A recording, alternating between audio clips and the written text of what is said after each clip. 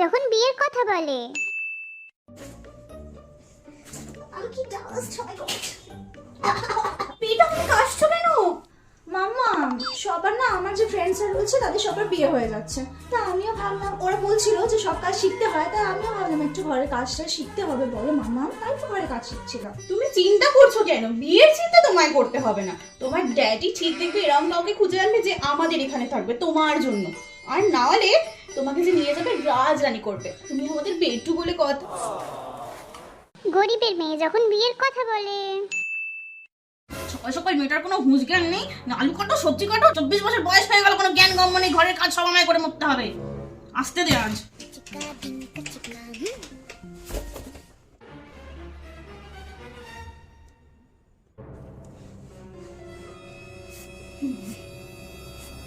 মা, জানো আমার যে বন্ধুরা আছে না, ওদের সবার মোটামুটি বিয়ে হয়ে গেছে, জানো তো। তা আমাকে ওরা জিজ্ঞেস করছিল যে আমারটা কবে হবে। তা তুমি কি আমার বিয়েটা কি দেবে? কবে দেবে গো? তাহলে আমি ওদেরকে বলতে পারবো, সাজতে পারবো। বিয়ে রান্না করতে পারিস, ঠাকুর কাচতে পারিস,